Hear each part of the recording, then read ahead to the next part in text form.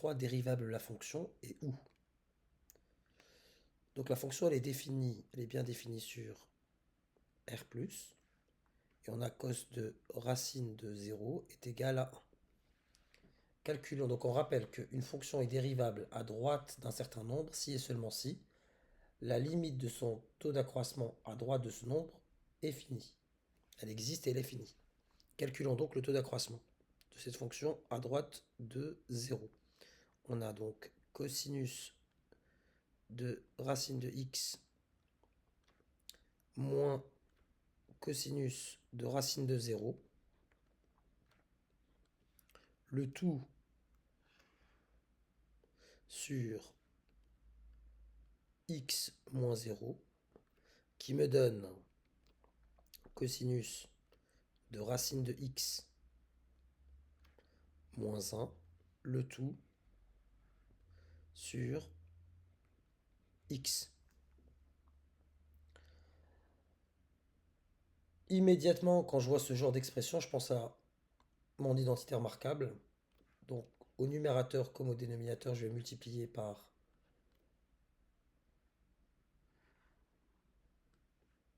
cosinus racine de x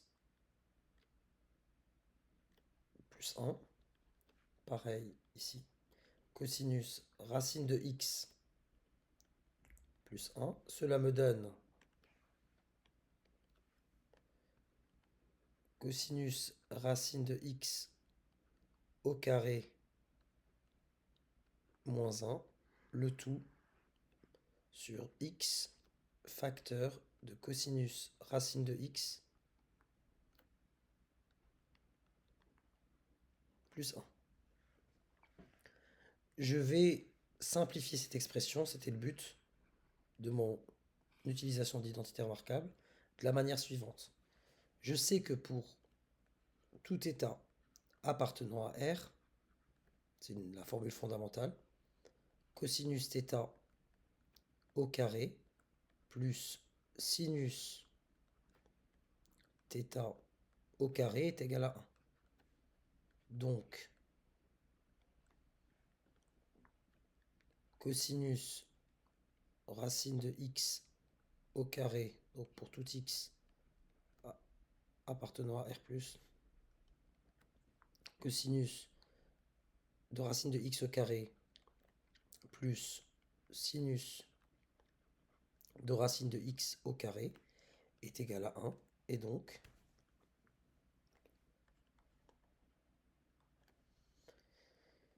sinus racine de x, le tout au carré, est égal à 1 moins cosinus racine de x au carré. Et ici, j'ai l'opposé de cette expression-là.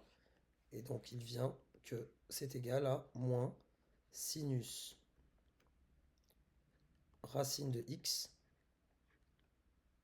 au carré sur x. Et cela vient multiplier 1 sur cosinus racine de x plus 1. J'effectue j'écris cette égalité sous cette écriture-là pour la simple raison qu'ici, il n'y a pas de souci au niveau de 0. J'aurai 1 sur 2. Et je m'intéresse à cette expression. À la marge, toujours.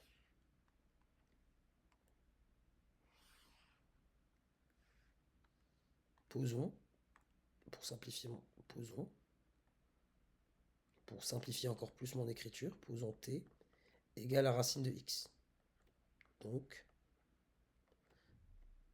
x égale à t au carré. Quand x tend vers 0, plus t tend vers 0 plus, il n'y a pas de souci. On obtient alors moins sinus de t au carré sur t au carré qui est égal à l'opposé de sinus de t, le tout sur t, et l'ensemble au carré. Or, et ça c'est vraiment une limite connue, la limite de sinus de t moins 0, du coup sinus de 0, pour vraiment bien faire apparaître l'écriture, sur t moins 0 lorsque t tend vers 0, je parle bien de cette écriture, c'est égal au nombre dérivé de la fonction sinus en 0, c'est-à-dire cosinus de 0 qui vaut 1. Ainsi, cette expression, cette expression en 0 tend vers 1, mais il y a un moins devant, donc c'est moins 1. Ainsi, la limite ici, ça serait moins 1, qui vient multiplier la limite de cette quantité qui est 1 demi. Et par produit de limite, ça tend vers moins 1 demi. Et on pourra conclure que cosinus racine de x est dérivable à droite de 0, car la limite de son taux d'accroissement à droite de 0 est finie. Et on pourra même dire que le nombre dérivé à droite en 0 est égal à moins 1 demi.